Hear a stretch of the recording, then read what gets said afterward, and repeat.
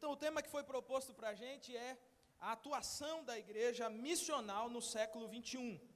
Eu acho que esse tema ele é desafiador porque nós somos a igreja do século 21, né? Se nós estivéssemos falando de uma igreja para uma outra época, seria muito mais fácil, porque aí não era problema nosso, né? A gente deixa para outra fase resolver. Mas esse é o problema nosso, de agora, do momento, e nós queremos pensar um pouco isso com vocês. Qual é o nosso grande desafio, então? Depois de tudo isso que nós vimos durante essa manhã com o pastor Agreste, e essa introdução a esse segundo tema que o pastor Alex fez, qual é o nosso desafio? Porque a gente às vezes recebe tanta informação e a gente não consegue assentar essa informação de uma maneira que ela se torne prática para a nossa vida. E então, eu entendo que o grande desafio é servir a Deus e anunciar o evangelho do reino de Cristo onde nós estivermos. Onde? Aonde você estiver. E não é necessariamente na igreja, né? Mas a nossa atenção aqui é para esse viés da igreja que é desafiada a ser igreja, a viver como igreja, a espelhar o reino de Deus, a sinalizar esse reino entre as pessoas, mas ao mesmo tempo ela tem que lidar com diversos dilemas que há 20, 30, 40 anos atrás eles não existiam. Então esse é o ponto. A outra pergunta é: como nós faremos isso? Como é possível fazer isso? Uma vez uma irmã falou assim para mim que ela tinha saudade, como é que é? Ela disse assim: eu gosto dos pastores de antigamente, né? Falou para mim, né? Eu falei: então, irmã, mas aí eu não posso fazer nada, porque eu sou pastor agora. Nós estamos envolvidos em realidades agora que antigamente elas não estavam tão presentes. Então, vamos tentar conversar e a gente tentar achar o meio termo. A senhora me dizer mais ou menos o que a senhora pensa, o que a senhora imagina, e eu tentar contextualizar isso de uma maneira que a senhora também goste de mim, porque ninguém é de ferro, a gente quer que goste da gente, né? Não é possível. Já basta a vida sofrida, né? As pessoas precisam gostar da gente, a gente é limpinho, né? O que temos então diante de nós? Dois grandes desafios. O primeiro é o desafio da cópia. Qual é o problema da cópia? É que a cópia geralmente não resolve o nosso problema. O problema da cópia é que ela não resolve o problema. Do outro lado, nós temos o modelo. A questão do modelo é que ele exige um pouco de esforço, dedicação, intencionalidade. Observe o seguinte: a cópia nos propõe soluções instantâneas. Eu estava lendo um livro recentemente, essa semana, e o autor falava a respeito dos grandes movimentos que tem de crescimento de igreja no Brasil. Mas apenas três desses movimentos de fato pegaram no Brasil. Todo mundo comprou livro, todo mundo fez seminário, todo mundo fez palestra, todo mundo reuniu liderança da igreja, todo mundo tentou fazer. O primeiro é Igreja com Propósito. Igreja com Propósito é um livro sensacional. O único problema é que nós não estamos nos Estados Unidos e nem vivendo a mesma realidade de lá. A nossa realidade é outra. Um outro livro que fez muito sucesso, um outro projeto de crescimento que fez muito sucesso no Brasil, é o Crescimento Natural da Igreja. Isso aqui é uma coleção de livros, são vários livros. E eles falam sobre todos os aspectos da igreja, numa tentativa de impulsionar a igreja para crescer. Porque se subentende que a igreja precisa crescer, ok? O terceiro é o 9 marcas de uma igreja saudável, do Mark Dever. Todos esses projetos, e aí eu reproduzo aqui o que o autor do livro estava se referindo, ele dizia: todos esses projetos são excelentes, igreja com propósito, crescimento natural da igreja, 9 marcas, são impressionantes, porque eles contam a história de igrejas que realmente aconteceram, que realmente deram certo, de igrejas que estão atuando ativamente, que estão participando da história da humanidade, não é nem do lugar onde eles estão plantados. Aí ele dizia, qual é o problema? O cara pega igreja com propósito, e ele reúne os irmãos. Vamos lá, irmãos, o negócio é o seguinte, agora a nossa igreja é a igreja com propósito. Vamos lá, nós vamos fazer isso, vamos fazer isso, vamos fazer isso, vamos fazer isso. E aí depois de um ano, todo mundo está sem propósito, né? E não aguenta mais. Porque o que nós queremos fazer? Nós queremos copiar. Você olha e diz assim, bom, se deu certo para o Mark Dever, então vai dar certo para mim. Mas a proposta não é fazer uma cópia. A proposta não é achar soluções instantâneas. Outro problema da cópia, falta de autoanálise. Porque geralmente quando a gente pega um modelo e nós queremos aplicar ele na nossa igreja, a gente supõe que aquele modelo vai dar certo. Só que a gente não faz o quê? Autoanálise. Você quer ver um negócio interessante? Todo mundo reclama da recepção da igreja, né? Todo mundo reclama da recepção. Aí, um dia eu estava pregando, e aí lá na igreja tinha uns meninos, rapaz, os meninos, eles eram ligados no 380, os moleques era brabo mesmo. E o moleque ia, e passava para cá, e virava de lá, e via para lá.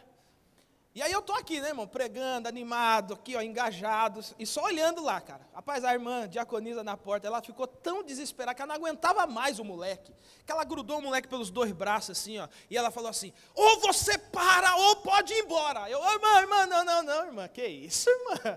Vamos mandar o menino embora, não, que isso, deixa o moleque ficar desse jeito aqui, porque é aqui que o evangelho transforma, pelo amor de Deus.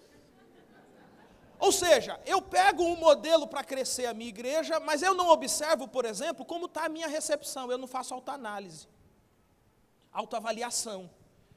Por que a gente não gosta de autoavaliação? Porque geralmente corta na nossa carne, né? Deixa a gente meio chateado, né?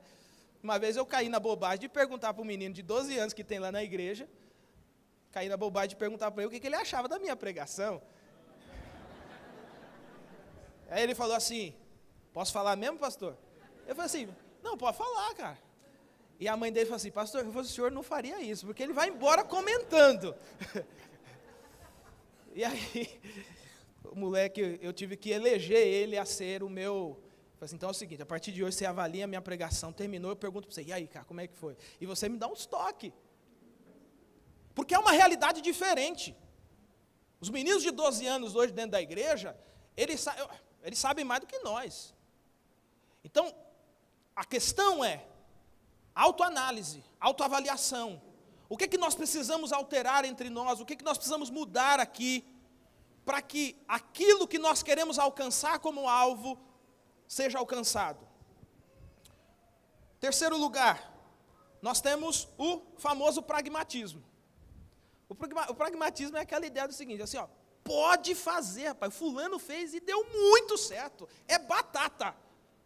Pois é, já começou que vai dar errado para vocês aí, cara, que não vai dar certo. Porque nós tomamos decisões da nossa vida a partir do conhecimento que nós temos naquele momento, naquela situação e naquela realidade. Outras pessoas tomam mesmas decisões ou decisões dentro dos mesmos dilemas, mas elas têm outra realidade, outro pensamento e outras informações. Então, o que dá certo para um, necessariamente não dá certo para o outro. Gente, isso aqui é tipo 2 mais 2 é igual a 4, né? Já o modelo é diferente. Porque o modelo, ele pressupõe soluções trabalhadas.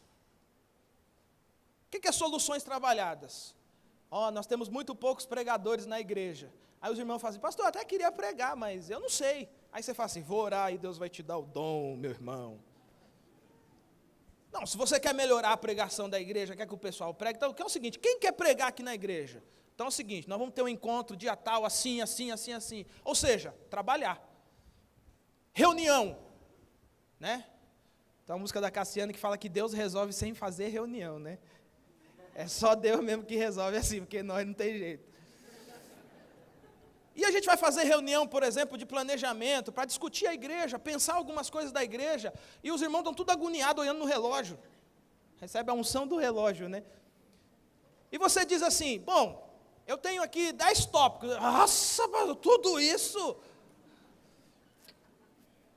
Bom, se nós queremos mudar alguma coisa, nós precisamos fazer o quê? Nós precisamos trabalhar as soluções. Podemos não ter tudo nesse momento, mas se nós não começarmos nesse momento, nós não chegamos nunca no momento de lá. Porque dizem que o melhor do planejamento é quando ele começa, né? Porque tem gente que planeja. Rapaz, estou pensando em fazer, estou pensando. E aí quando passa a fase, ele fala assim, rapaz, eu pensei nisso aí, ó. Eu só não fiz porque eu não tive a oportunidade. Já diferente de quem olha e diz assim, nós começamos a fazer alguma coisa. Onde vai dar isso aí? Nós queremos que chegue aqui, mas olha, Deus é o dono do processo. Dizem que existem 2 tipos de pessoas no mundo, né? As que fazem acontecer e as que dão desculpa. E um dia eu preguei sobre isso na igreja, né? E aí tinha um irmão, tem, né?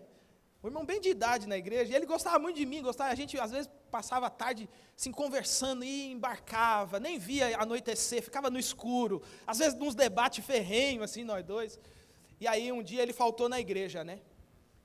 E eu falei sobre isso, tem pessoas que vivem dando desculpa, mas na verdade a desculpa só esconde a ser vergonhice, né? Aí ele faltou na igreja, não foi no sábado nem no domingo, aí quando foi na terça-feira eu fui na casa dele. Falei, irmão, então, vem aí, cara, você não foi na igreja, o que aconteceu? Não, pastor, não aconteceu nada não. Não, irmão, mas o senhor não falta na igreja, o senhor é sempre o primeiro a chegar. E esse irmão a gente sempre sabia quando ele estava chegando, porque ele já chega assoviando o hino do brado. E a gente tinha um encontro de quinta-feira e ele vinha assoviando, irmão. Então você já sabia que ele estava chegando. Aí ele chegava e dizia, pastor, olha, eu estou com o hino tal na cabeça. Nós vamos cantar o hino, né? E aí ele falou assim, não, pastor, está tranquilo, irmão. Seguinte, o senhor não falta. Se o senhor faltou, tem alguma coisa. Aí ele baixou a cabeça e começou a rir, falou assim, pastor, ser vergonha isso mesmo, pastor. Eu até pensei em falar para o senhor que eu não fui porque estava chovendo, mas todos os meus filhos me chamaram, me deram carona. Eu não fui mesmo, pastor, foi ser vergonha isso. Aí eu falei, entendeu a mensagem, né? As soluções precisam ser trabalhadas. Não é possível a gente simplesmente imaginar soluções e não lutar para que elas aconteçam. Outra coisa, a gente precisa da autoanálise. Perguntar por que as coisas que deveriam estar acontecendo não estão. Por que está sendo assim? Às vezes você pode se surpreender. Às vezes as pessoas já tentaram fazer um dia e agora elas estão desmotivadas. Às vezes tem gente que é desânimo puro mesmo, está desanimado mesmo, não quer saber, ele não gosta de fazer nada que altere o status dele. Mas pode ser que você encontre pessoas que estão precisando apenas de motivação. Sabe aquele isqueiro no pé, assim, que acende o fogo no pé e a pessoa fala, pastor, eu sempre pensei nisso, mas agora que o senhor está falando, quando a gente começa? Isso é tudo que o pastor gosta de ouvir, né, irmão? Principalmente no final do ano, né, quando vai fazer aquelas reuniões, decidir liderança, né, falando que quer ser diretor. Pelo amor de Deus, eu não. Mas isso fica para outro momento. E o que mais nós precisamos? No modelo, o modelo exige adaptações. Ok, eles fizeram desse jeito. Bom, na nossa realidade não dá para fazer assim. E é interessante porque quando eu comecei a se pregar, eu lia muito livro, né? A maioria dos livros que a gente tem são de americanos, né? E os exemplos dos americanos é muito interessante. Estava eu com o meu amigo jogando um golfe e tal. E aí eu chegava animado na igreja e falava assim, irmãos, é igual o jogo de golfe, porque você tem que pensar o seguinte. E eles falavam assim, é igual o jogo do quê? Que isso aí, cara? Não, peraí, vou adaptar a história. Então, adaptações são necessárias. O modelo, ou aquilo que nós estamos sendo encorajados a fazer, serve como um modelo. E esse modelo precisa de adaptações, precisa ser acertado para a nossa realidade. Bom, vamos em frente. Nós encontramos, então, a igreja em Atos dos Apóstolos, com pelo menos 2 contextos missionários absolutamente distintos. De um lado você tem o contexto judaico, e do outro lado você tem o contexto grego. Bom, o contexto judaico e o contexto grego, isso aqui é água e óleo, né, gente? Não precisa nem explicar, né? É um contexto que não se aplica. Eles são completamente diferentes. Mas entenda só, o Evangelho alcança os judeus no capítulo 2, e ele começa a alcançar Antioquia a partir ali do capítulo de número 13, capítulo de número 14, e ele vai embora. Porque o Evangelho, ele não é algo de uma nacionalidade ou de um reduto apenas. O Evangelho é o Evangelho. É o poder de Deus para a transformação de todo aquele que crê, independente de onde ele esteja ou do que ele esteja fazendo. Mas o Evangelho pregado em Atos 2 é o mesmo Evangelho. Atos 17 é o mesmo Evangelho. Mas há adaptações à linguagem, aos personagens. Porque no capítulo 2 você tem ali o Pentecostes, né? O que o Pedro faz? O Pedro levanta e diz: varões judeus. Opa, ele já disse para quem que ele está conversando. Isto que vocês estão vendo acontecer hoje, não é que o pessoal bebeu, não. 9 horas da manhã, gente, também achar que o pessoal, né? 9 horas da manhã, não é isso. Isso que vocês estão vendo hoje é aquilo que foi predito pelo profeta Joel. Ué, quando ele fala profeta Joel, o judeu conhece ou não conhece? Ele fala, opa, o Joel a gente conhece. Fala mais, Pedro. Conta mais para a gente. E Pedro começa a desfazer o discurso dele, vindo desde o Abraão, né? Ele vem, ele diz, bom, aquele que vocês mataram, é esse aí que nós estávamos esperando. E aí o texto diz que foram acrescentados naquele dia, né? E no outro dia, e foi uma multidão de pessoas. Já no capítulo de número 17, o Paulo chega na cidade que é o centro da inteligência, da sabedoria, o centro filosófico. E o que o Paulo faz, gente? O Paulo vai para a igreja? Vai achar uma igreja na cidade? Não, o Paulo resolve dar um rolê na cidade. Rolê não é legal falar não, né? É que nós estamos contextualizando, tá, gente? É que às vezes a gente esquece, acha que está na igreja da gente, né?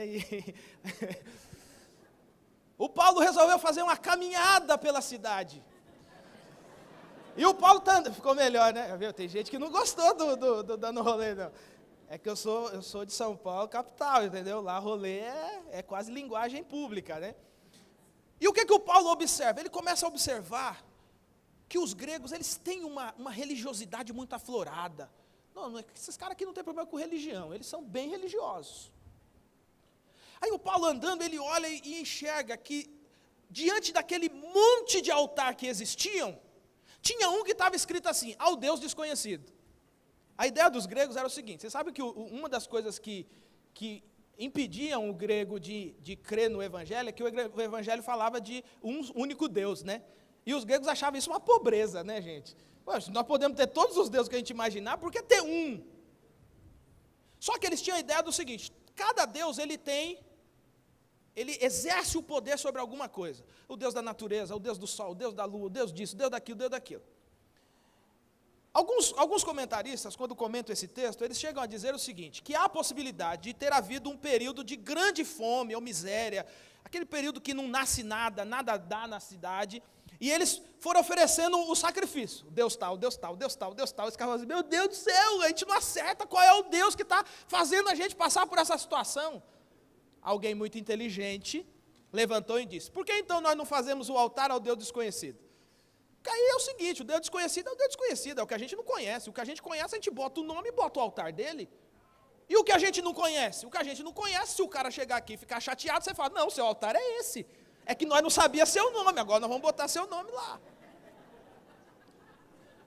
E quando Paulo é levado para o Areópago para fazer ali o debate, o que o Paulo fala? Ele fala assim, gente, meus amigos, né? Que ele não vai chamar lá, irmãos e irmãs, varões e judeus. Não, ele não tem judeu lá. Ele diz assim, gente, é o seguinte, Eu andei pela cidade, dei umas voltas, uma caminhada, e eu percebi o seguinte: vocês são bem crentes, hein? Não, religioso, ele falou, né?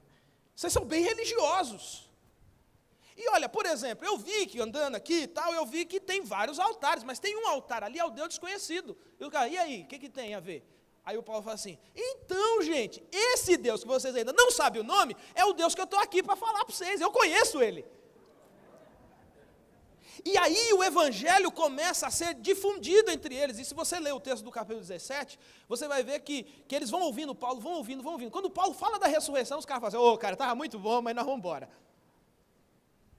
Observe que, no contexto judaico, aquilo que eles estão compreendendo é mais simples. No contexto grego é mais complicado. Porque eles não sabem quem é Joel, eles não sabem qual é a promessa do derramamento do Espírito, eles não entendem nada disso. Mas o Paulo fala assim: bom, já que esse pessoal não entende nada, não quer nada com Deus, então eu vou evangelizar os meus irmãos judeus. Não, o Paulo fala assim: não, espera aí, eu vou achar um ponto de contato aqui entre nós. E é interessante isso, porque o evangelho sempre parte do princípio de uma pergunta, de uma questão. Você quer ver, por exemplo, o Espírito Santo chega para Filipe e diz assim: Filipe, você vai para um tal lugar, assim, assim, assim, que lá tem um camarada que ele está lendo os negócios e ele não entende. O Filipe: opa, eis-me aqui, Senhor, vamos embora. E aí, o eunuco está lá na carruagem dele, e o Filipe vem, ó, do lado, ó. E aí, tá bom? Você está lendo aí? É, eu estou lendo aqui, rapaz, mas não estou entendendo. É, o que você não está entendendo? É, eu não sei, cara, quem está falando? É dele, é do outro e tal. Eu posso entrar aí, eu posso te explicar. Oportunidade. Mas ela surge a partir de uma pergunta. Ele diz: está falando de quem aqui? Eu não estou entendendo. E o Filipe fala assim: eu manjo isso aí. Se você quiser, eu te explico. Parou a carruagem. Ele entrou na carruagem. E o Filipe, a partir da pergunta dele, passa a desvendar para ele o evangelho. Ele não entendia também. Pois então, qual é o nosso desafio hoje? Em primeiro lugar, nós temos diferentes gerações. Gente, há 30, 40 anos atrás, as gerações eram muito definidas. Era o avô aposentado, o pai trabalhando e o filho estudando. Agora misturou tudo, meu irmão. Porque não há mais uma sucessão de gerações na mesma lentidão que havia há 40 anos, 50 anos atrás. Então hoje, quando você olha a igreja, assim, você vai olhar a igreja, você tem que decidir assim: qual é o nosso público-alvo na igreja? Decide lá que eu quero ver. Lá na minha igreja tem um irmão que tem 78 anos. Você precisa de ver o cara. A coragem que ele tem para fazer as coisas. É o primeiro ajudante. E indo com dinheiro ainda. Ele chega assim: o que o senhor quer fazer aí, pastor? É isso aí? O senhor acha que vai ser bom? Vai ser bom, irmão. Tal. Então, quanto o senhor precisa? Não, eu vou falar com outros irmãos aí, nós vamos arrumar o dinheiro. Olha aí, irmão, 70 e tantos. Eu falo que ele é Caleb, né? 80 anos dizendo: Josué, só mandar que a gente vai lá e pega tudo. Só mandar. Com 80 anos. Então hoje você tem pessoas dentro da igreja com 80 anos que elas estão ativas, elas estão trabalhando, elas estão fazendo. 60 anos, 50 anos. Mas aí você tem uma galera que está surgindo também, as gerações mais novas. Gente, essas gerações mais novas aí, elas estão aí também. E é interessante, rapaz, que eu tenho uma sobrinha que tem 4 anos, vai fazer 5 anos. A menina é complicada, irmão, complicada. E eu fico olhando para ela e fico pensando assim: rapaz, o coitado do pastor vai sofrer com essa menina, viu, cara? Vai sofrer, porque é outra geração. E você já deve ter visto reportagens sobre os conflitos dos ambientes de trabalho por conta das várias gerações dentro do mesmo ambiente. Nós não vamos entrar aqui na questão das gerações, mas observe dentro da igreja, é a mesma coisa. A mesma coisa. Tinha um irmão na igreja chateado com a bateria, irmão. E aí, assim, ele sentava assim no segundo banco, né? E aí quando o menino batia a caixa da bateria, ele fazia assim, ó. Aí eu falei assim, eu fui conversar com ele, eu falei assim: irmão, cara, o senhor não gosta de bateria, eu acho que tinha que ter um piano na igreja e está resolvido. Eu falei: então, irmão, mas é o seguinte, né? A opinião do senhor, o que o senhor, vamos achar um meio termo? É o seguinte, nós vamos fazer de tudo para essa bateria diminuir o volume. Mas o senhor muda assim umas 5 fileiras? Pode resolver um problema, um conflito entre gerações. Porque o menino, o adolescente lá, ou o pré-adolescente, que está tocando a bateria, quando ele descobre que o irmão não gosta, ele toca com a unção dobrada.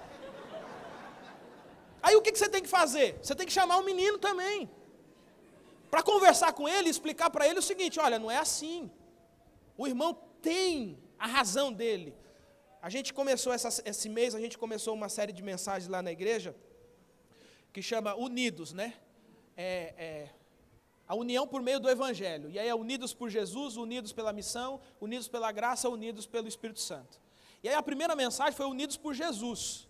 Qual é o texto? O texto de Romanos 14. Que os caras estão brigando na igreja, porque um quer comer carne e o outro não quer.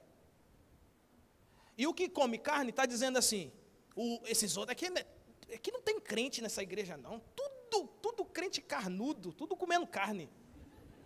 O do outro lado o povo fala assim, esses caras não são crentes não, pai, o Paulo já falou, que não tem esse negócio de ídolo, não tem nada disso, cara, os caras ficam perdendo tempo com isso aí. Aí, toda igreja tem um fofoqueiro, né? Fofoqueiro escreveu para o Paulo, né? Ô Paulo, está tendo uma treta aqui, o treta não pode falar também, né? Me desculpe, gente, me desculpe, eu ainda estou me acostumando com esse ambiente. Estava tendo uma grande confusão, uma grande briga na igreja. Picuinha pode. O que o Paulo escreve, falando para os irmãos? O Paulo diz assim, gente, o negócio é o seguinte, aquele que não come, se o faz conscientemente, não come para a glória de Deus. Aquele que come, se o faz conscientemente, o faz para a glória de Deus. Foi Jesus que morreu por vocês. E todos vocês vão aparecer diante do tribunal de Deus. Vocês são filhos de Deus. Deus já os aceitou. Lê o texto para você ver. É muito interessante. Aí o Paulo chega no final, acho que ele já começa a ficar meio... E é interessante porque os dois lados são crentes, porque o Paulo ele não chama atenção, ele tenta conciliar o conflito. Lê a carta de Paulo aos Colossenses, aos Gálatas, para você ver como que o Paulo fala. O Paulo já chega com o cravo da chuteira, né? Fala assim, nossa, eu acabei de sair, vocês já se desviaram do Evangelho? Os caras, que isso, Paulo? Que isso? Não precisa atacar a gente assim. Mas lá não. Ele começa a conciliar e aí ele diz o seguinte. Ele fala assim, agora, se comer carne vai levar o seu irmão a pecar, não come mais carne, vira vegetariano. Cara, que princípio maravilhoso. E a gente briga por quê? Porque a gente não segue o princípio. Não, eu como a carne, e eu quero que todo mundo coma a mesma carne que eu como. E é o seguinte, se quem não comer, eu vou arrebentar com ele, né? Não é crente. Nós temos também a nos desafiar a pós-modernidade. Gente, pós-modernidade é tipo virose. Sabe o que é virose? Você vai no médico, você está com uma tiriça danada, você vai no médico, o médico fala assim, isso aí é virose. Virose é assim, é um conjunto de coisas, entendeu? Que assim, ele não sabe dizer, isso aqui é tal coisa, né? Ele fala assim, é virose, é esse grupo de coisas. Então eu vou te dar um remédio para gripe, um remédio para diarreia, um remédio para vômito, um remédio para tontura, um remédio, é isso. A pós-modernidade é mais ou menos isso, porque hoje tudo é pós-modernidade, entendeu? Teve uma exposição, não, isso é culpa da pós-modernidade. Não, pós-modernidade. Só que tem um detalhe, a pós-modernidade está dentro da igreja. E as nossas gerações dentro da igreja, nós temos modernos e pós-modernos. Os meninos na igreja, uma vez, os irmãos chegaram para mim e disseram, o senhor precisa conversar com esses meninos na igreja, porque eles passam o culto inteiro no celular.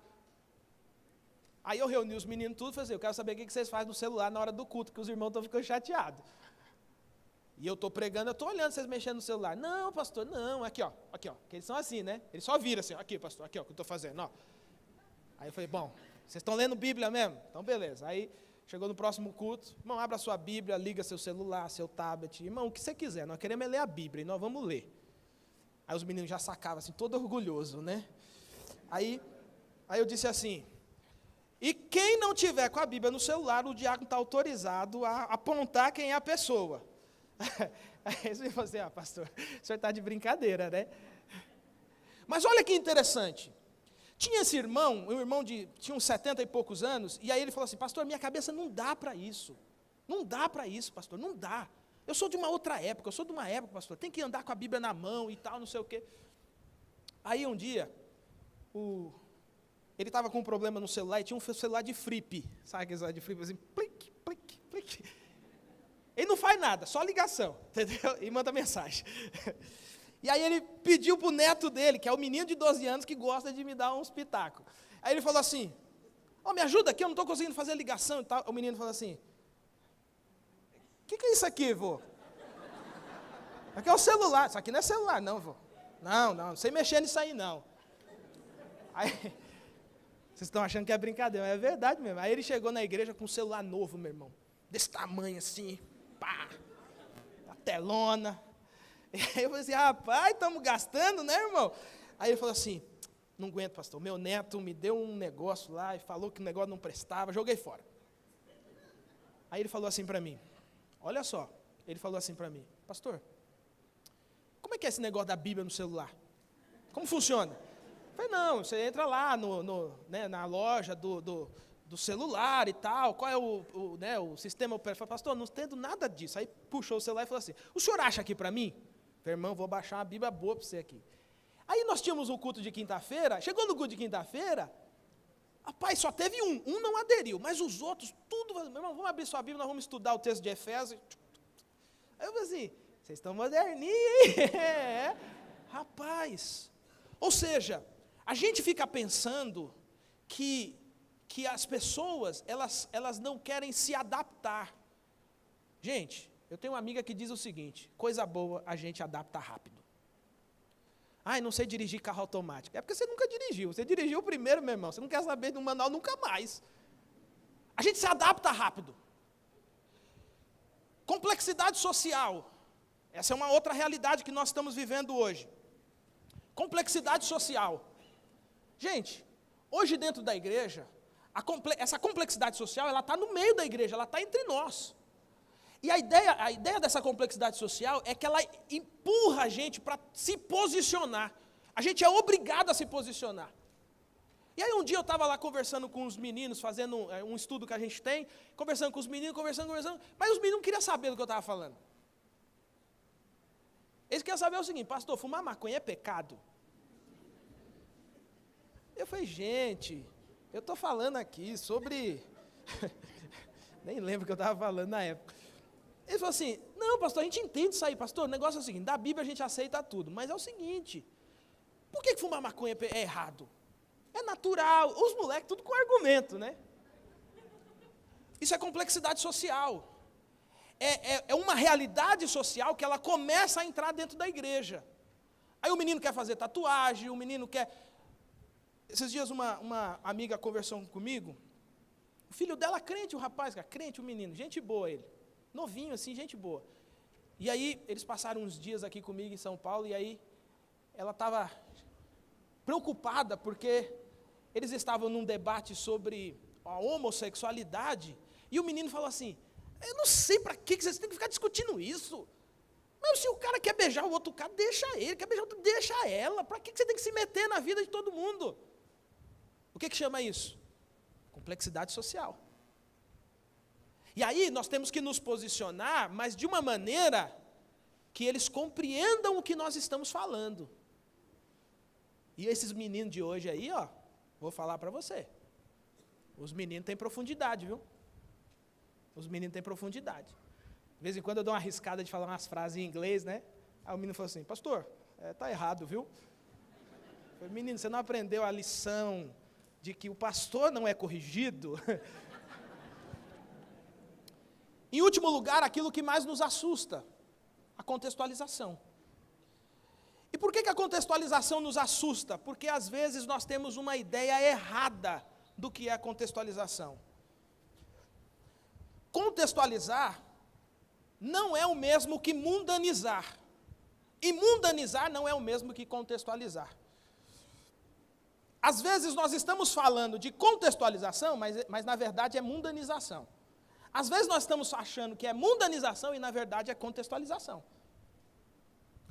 O grande desafio que nós temos é contextualizar as coisas de uma maneira que o evangelho seja compreendido para o meu irmão de 80 anos, mas para essa criança aqui que tem 6, que tem 5 anos. E nós vamos fazer isso por meio do quê? Da contextualização. Veja o que o Tim Keller, que é um pastor que encarna essa ideia de a igreja para uma cidade.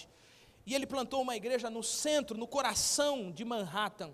Então esse cara lida o tempo todo com esses dilemas da pós-modernidade. Ele vai dizer o seguinte: contextualização encarna o evangelho para uma cultura. É o processo através do qual nós apresentamos o evangelho para pessoas com uma visão de mundo bem particular, de forma que nossos ouvintes possam entender. Contextualização não é dar às pessoas o que elas querem, mas sim dar as respostas de Deus, as quais elas podem não querer, para perguntas que elas estão fazendo, e de uma forma que elas possam compreender. Tudo em uma igreja deve ser contextualizado. Sua mensagem, seu discurso, sua abordagem, o seu modelo de liderança e seu estilo de adoração. Quando eu li isso aqui, minha cabeça quase explodiu, cara, quando eu li isso aqui. Mark Driscoll, no livro dele sobre a reformição, ele fala o seguinte: evangelho mais cultura menos igreja é igual missão para eclesiástica. Se a gente coloca evangelho e cultura, mas nós tiramos a vida comunitária, a gente vira uma espécie de missão que não tem lugar aonde se pousar. Igreja mais cultura, menos o evangelho, a gente se torna liberais. E a gente acha que está contextualizando, mas na verdade nós já entregamos tudo, e nós estamos entrando no oba-oba mesmo, e a licenciosidade tomando conta da alma. Igreja mais evangelho, menos a cultura, é fundamentalismo. Porque a ideia de igreja mais evangelho, menos cultura, é a ideia do seguinte: nós somos uma igreja, por exemplo, nós somos uma igreja no bairro do Boa Esperança, na rua Jesuíno, Monte Carmelo, número 366, ok. Bate na casa 368 e pergunta assim: você sabe que aqui tem uma igreja? Esse é o ponto. Quando nós não nos envolvemos no nosso bairro, quando nós não nos envolvemos com as pessoas, a gente vira o quê? Esses crentes extremistas que eles não viram a cabeça nem para o lado. Eu moro num lugar lá em São Paulo, que assim, na rua do prédio é uma zona de prostituição. E aí, um dia desses eu estava indo buscar a minha esposa na estação de trem, eu estou passando, aí a moça lá, né, na atividade dela, ela falou assim: boa noite, moreno. Aí, o que eu fiz? Aí ela falou assim: dá boa noite não arranca pedaço não, é educação. Aí estava assim, ó, não arranca pedaço não, é educação. Eu falei assim: boa noite, tudo bem? Como é que você está? É um tapa na cara da gente, né? Aí eu falo para minha esposa que passa por lá, eu digo assim: toda vez que você passar, você cumprimenta as moças tudo. Boa noite, boa noite, boa noite, boa noite. Elas precisam entender que eu não as enxergo como um objeto ou como qualquer coisa, que eu as enxergo como pessoas, como seres humanos, como pessoas pelas quais Cristo morreu. E de vez em quando eu não tive coragem de ir lá pregar para elas ainda, confesso. Mas de vez em quando eu subo na sacada do prédio e eu ergo a mão assim: ô Senhor, salva esse pessoal, Senhor, muda esse lugar, muda esse lugar. Aí um dia desses eu estava passando com pressa, né, porque a gente sempre vive com pressa para as atividades da igreja, né, e eu estou correndo, passando, e não é que estava tendo um culto, irmão. E eu fiquei chateado, pai. Falei assim: era para estar lá nesse culto aí, né, irmão, porque eu estou orando, né. Nós precisamos nos envolver com aquilo que acontece à nossa volta, para que o evangelho que nós conhecemos, o evangelho que nós pregamos, influencie a vida das pessoas. Mas o que a gente faz? Geralmente, a gente se esconde. Sabe aquele irmão que diz assim, não vou na festa do meu sobrinho, porque lá tem muita bebida. Aí eu falei assim, o senhor vai beber? Não, pastor, eu não bebo.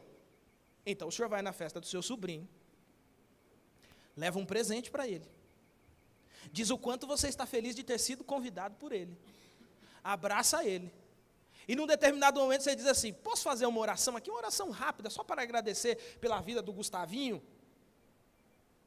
Aí arregalou o olho, né? Mas a gente não vai na festa, e quando vai, não leva presente e fica falando mal do cunhado que bebe. E eles vão gostar como? Como que eles vão parar para ouvir o que nós temos a dizer? Aquilo que nós enxergamos de errado, aquilo que nós enxergamos que precisa ser transformado, só pode ser transformado pelo poder do Evangelho, não é pelo nosso diálogo, não é pela nossa capacidade. Romanos 1 vai dizer que o Evangelho é o poder de Deus para a transformação, para a salvação de todo aquele que crê. Se eu não acreditar nisso, o que eu faço? Eu fico grudado dentro de casa. Não vou não, que é muita mundanização nesses lugares. Mas, meu irmão, se lá tem mundanização, é exatamente lá que um servo fiel a Jesus e um servo fiel do Evangelho de Cristo deveria estar. Pastor, casa da minha mãe é só treva. Pois é, meu irmão, então Deus elegeu você para ser a luz. Bom, vai lá. É isso. Agora, quando nós encarnamos isso, igreja, mais evangelho, mais cultura, nós nos tornamos uma igreja missional. Porque uma igreja missional, gente, não é uma igreja que faz uma estratégia missionária. Uma igreja missional é que o menininho de 3 anos, de 4 anos, ele sabe que ele é alguém que Cristo enviou para o mundo, para mudar a realidade do mundo. Estão lembrados da história que eu contei do menino que a irmã falou assim, se continuar desse jeito, pode ir embora. Estão lembrados, sim ou não? Sim. Esse menino é o maior evangelista da igreja. E aí, eu invocado, rapaz, chegava na igreja, meu irmão, o lanche não dava, que o moleque trazia 5, 10, os amigos dele iam trazendo. Aí eu falava assim, como é que você faz? Tem 10 anos, como é que você faz? Pastor, eu chego lá, chamo eles e tal. O negócio é o seguinte, quinta-feira eu vou com você. Ah, beleza, e doidinho para andar de carro, né? Tranquilo, pastor, vamos lá. Aí ele foi, sentou no banco de trás, abriu os vidros, botou o bracinho para fora assim, e ele foi, pastor, o senhor para aqui. Aí, fulano, sábado, 8h40 eu passo aqui. Aí eu, bora. Pastor, para nessa casa aqui. Aí eu parei. Aí ele falou assim, ciclano, tal.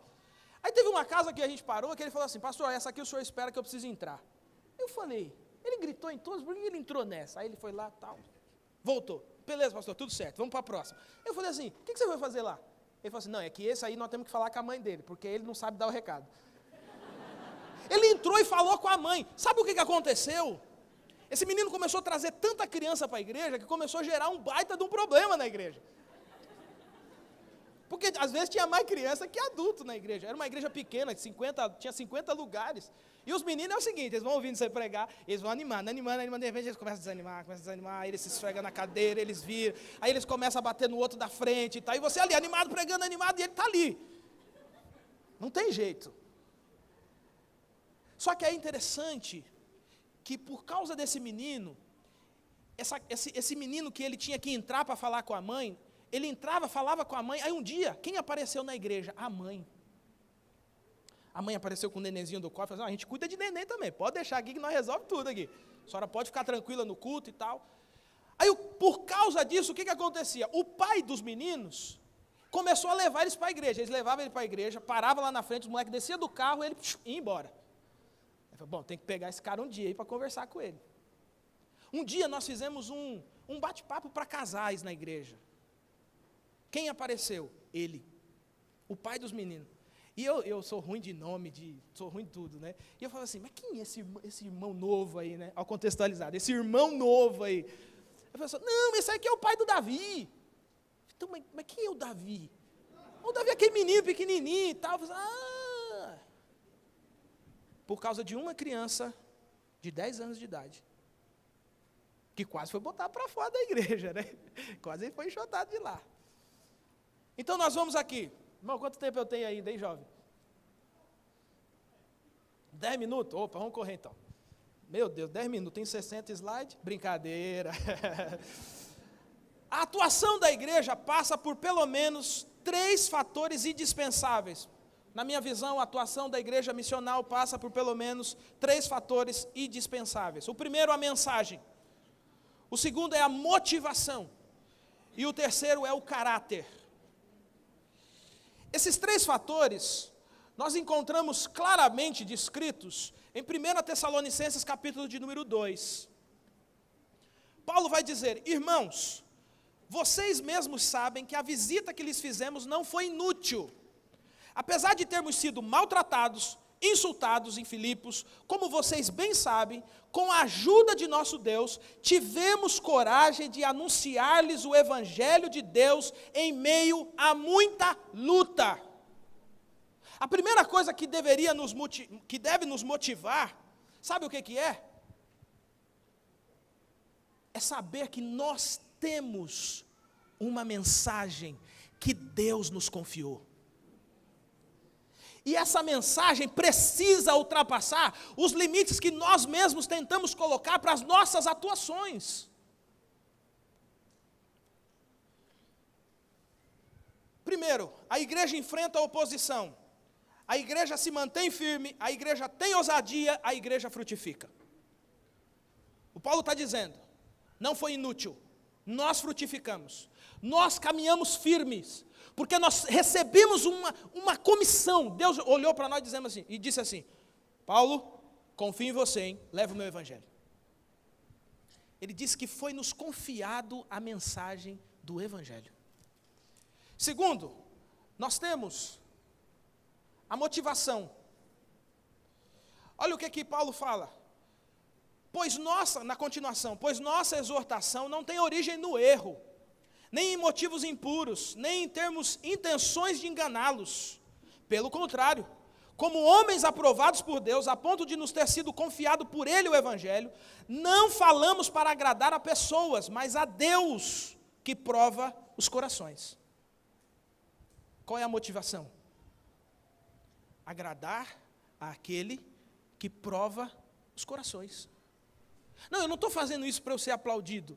Eu não estou fazendo isso para a minha igreja ser a mais conhecida, no caso da minha região, a Paulistana Leste, ser a mais conhecida no Brasil. Não, eu estou fazendo isso porque além do Senhor ter confiado o Evangelho a mim, além do Senhor ter confiado o Evangelho para a nossa igreja, além do Senhor ter confiado o Evangelho para nós,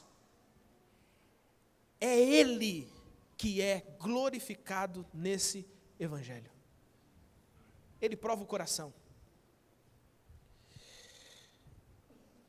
A motivação tem integridade na palavra, integridade relacional, agradar a Deus e a confiança do Deus que nos entregou uma mensagem. E é interessante isso aqui porque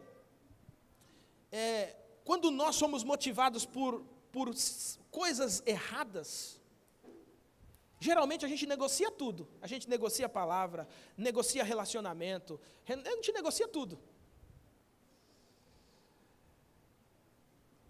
Olha o que Paulo vai falar a respeito do caráter. Vocês bem sabem, a nossa linguagem nunca foi de bajulação, nem de pretexto para ganância. Deus é testemunha. Nem buscamos reconhecimento humano, quer de vocês, quer de outros.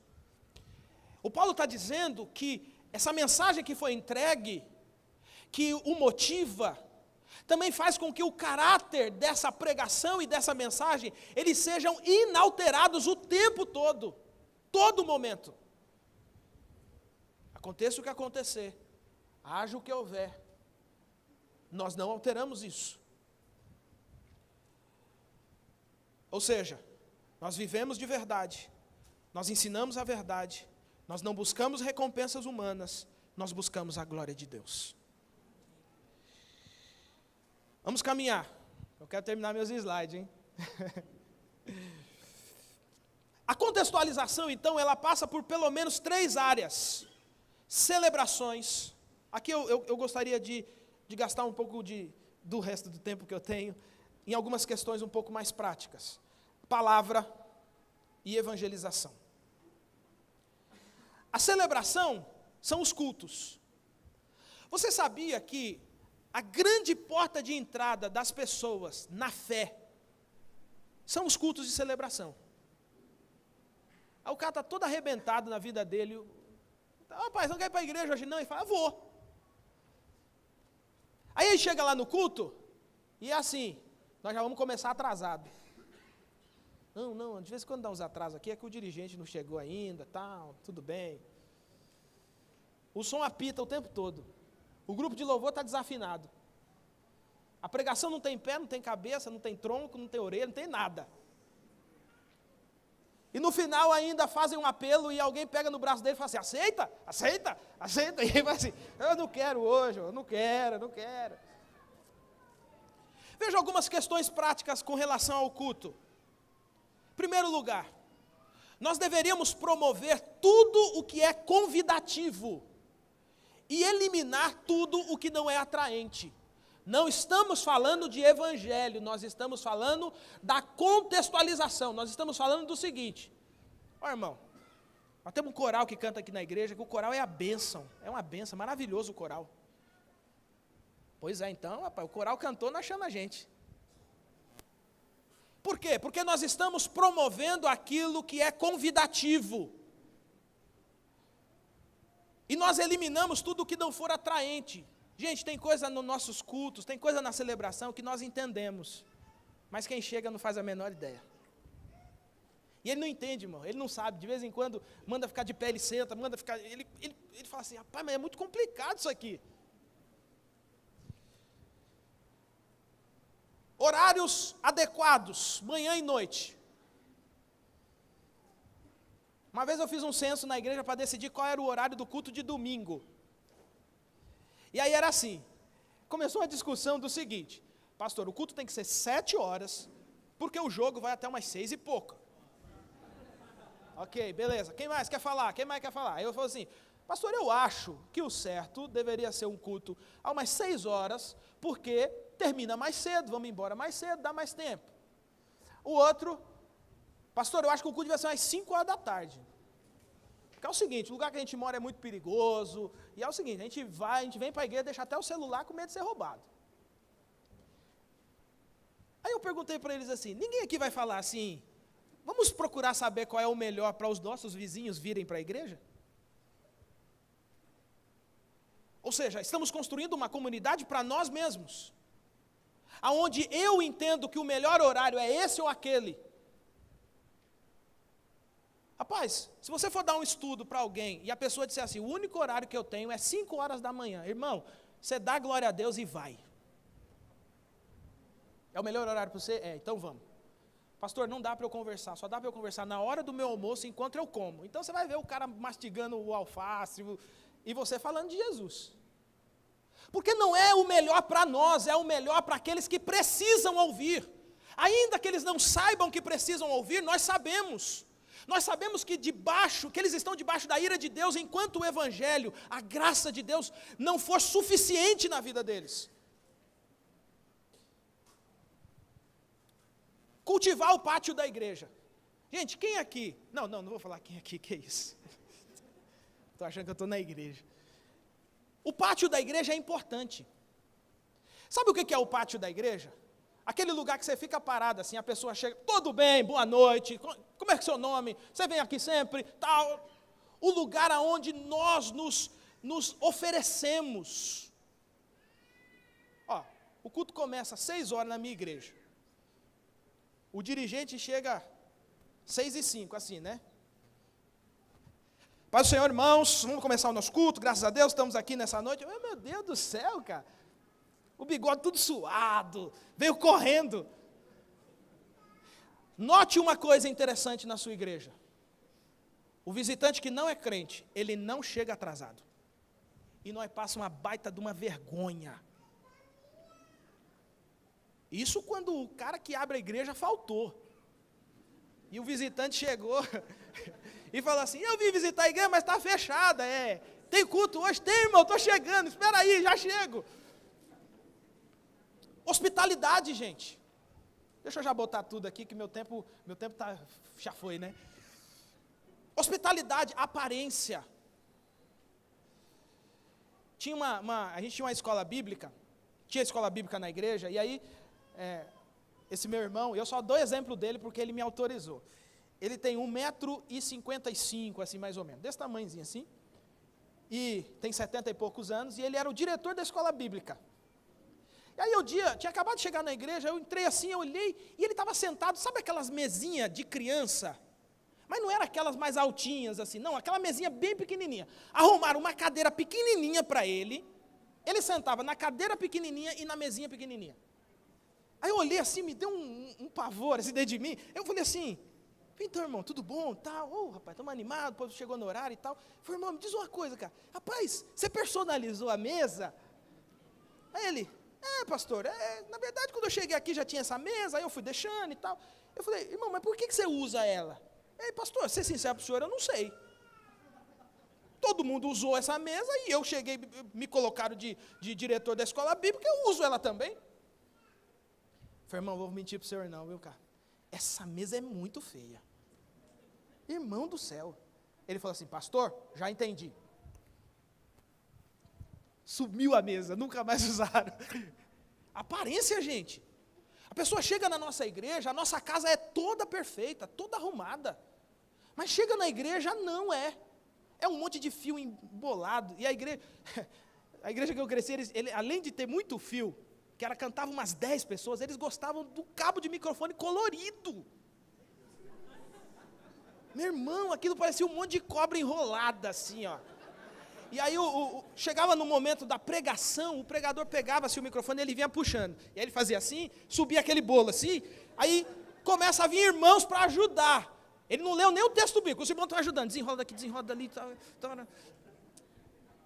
Aparência, gente. Quando a gente chega numa igreja que ela tem aparência, hospitalidade, nós nos sentimos bem em estar ali. Nós olhamos e falamos assim, não, esse pessoal pode ser minha família, eles são tão organizados quanto eu, né? Que a gente avalia sempre por nós, né? Sonorização adequada. Nenhum traje litúrgico. Gente, isso aqui eu não sei o contexto de vocês, eu só deixei porque eu acho que seria injusto se eu não deixasse. Mas às vezes, os nossos trajes causam uma divisão. Quem já convidou alguém para ir para a igreja, a pessoa falou assim, cara, eu não vou porque eu não tenho roupa para ir para a igreja. Da onde eles tiraram que ele precisa de uma roupa específica para ir à igreja? Gente, eles precisam do evangelho. A roupa conserta depois. O evangelho precisa entrar antes no coração. Você vai ver, você nem precisa falar de roupa, a roupa conserta automaticamente pelo poder do Espírito Santo de Deus. E aí a gente fala assim, não, então beleza, pai, compra uma roupa aí e você vem para a igreja. Já foi, perdeu a oportunidade. Lá na igreja eu não uso gravata. De vez em quando eu uso terno, de vez em quando eu não uso.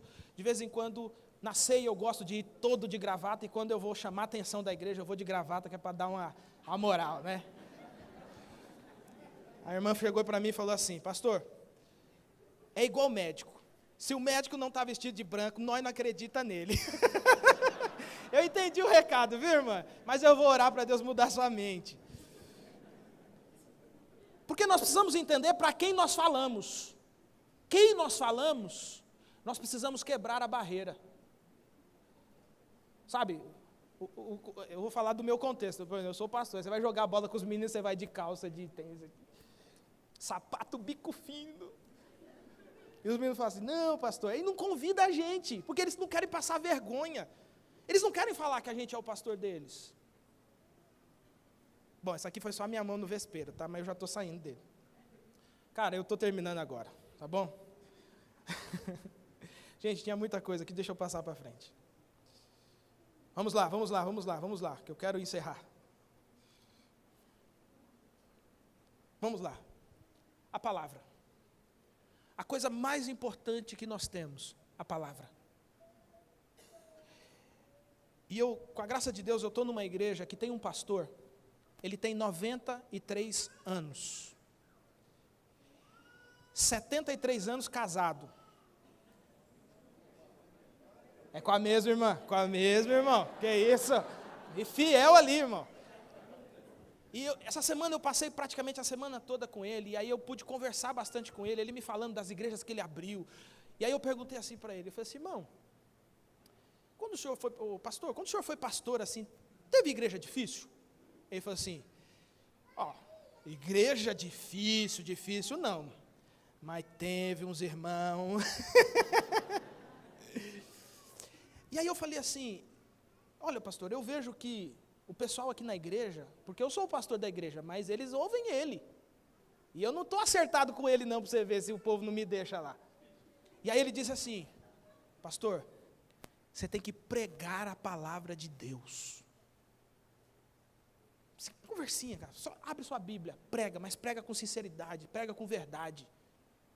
Então a palavra, ela precisa ser bíblica, ela precisa ser contextualizada, ela precisa ser relevante.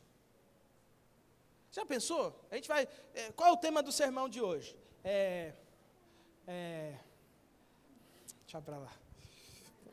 Eu ia falar um nome bem difícil, é tão difícil que o meu cérebro não está processando ele. Mas às vezes nós falamos uma linguagem que a pessoa não faz ideia do que nós estamos falando. Lembrei. Tema da mensagem, a incognoscibilidade do ser de Deus. Você fala assim, eu vou arrebentar com essa mensagem. Que mensagem profunda, que mensagem. Eu vou assim, o quê? Irmão, você terminou o tema, o cara desarmou o disjuntor. E eu tenho um amigo, que ele era especialista em desarmar disjuntor.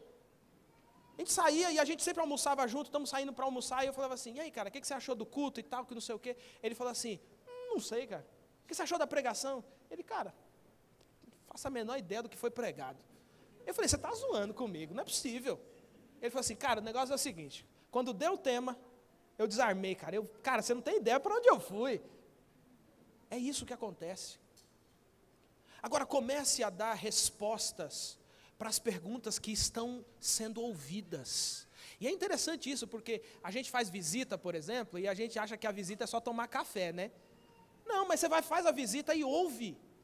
O filho da irmã, que não é crente, ouve o que ele acha da igreja, o que ele acha disso, o que ele acha daquilo, porque isso embasa o sermão do sábado, o sermão do domingo. E a pessoa diz assim, é isso que eu estou vivendo. Ele pode até não gostar da resposta bíblica, mas ele não pode dizer que foi para a igreja e não falou com ele. E por último, ela precisa ser relevante. Pregação relevante, meu irmão, é quando... A pregação irrelevante é quando você quer ensinar o que as pessoas não querem aprender. Relevância é quando você transmite o evangelho dentro de um contexto onde as pessoas estão desesperadas por algumas respostas. Deixa eu te dizer uma coisa, e eu termino aqui. Isso vai surpreender você. Nós tivemos uma programação na igreja, um bate-papo com os jovens, e no meio do bate-papo entrou uma pergunta sobre homossexualidade.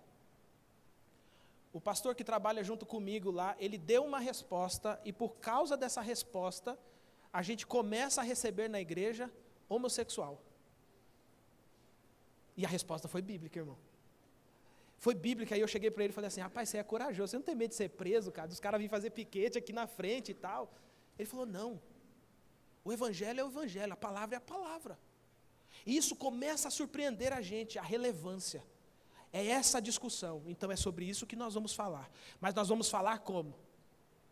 Conforme os youtubers estão falando, conforme o filósofo está falando, conforme o programa XYZ está falando, não, nós vamos abrir a Bíblia e nós vamos falar com a Bíblia aberta. Corrupção no nosso país e a gente entra na turma, de um lado e de outro. Não, chama a galera, abre o Joel e fala de política com eles com a Bíblia aberta. Porque quem tem o poder de transformar é o Evangelho de Jesus Cristo. E eu digo para vocês com toda a sinceridade do meu coração, eu só acredito no Evangelho. E às vezes eu me pego em cada situação que eu falo assim, meu Deus do céu, cara. E você olha e fala assim, mas quando o cara chega e diz assim, pastor, eu era esse lixo aqui, ó. Mas o Evangelho me deu um nome. Eu era esse lixo aqui, ó. A Luana que está aqui comigo, o pai dela uma vez falou isso para mim. Ele disse, eu era um lixo, eu não valia nada. Mas quando Jesus entrou na minha vida, eu passei a valer alguma coisa. Que Deus possa nos ajudar a nos mantermos firmes e firmados no propósito. A igreja é hoje, a igreja é agora, e as respostas que nós damos agora produzirão ou não efeitos no futuro. Não tenha medo do futuro, se a sua bússola do agora é o Evangelho de Jesus Cristo. Não tenha medo de pregar o Evangelho, ainda que custe muita coisa para você. Mas não existe preço para quando o Evangelho entra na vida de alguém e transforma ela completamente. Que Deus abençoe em nome de Jesus.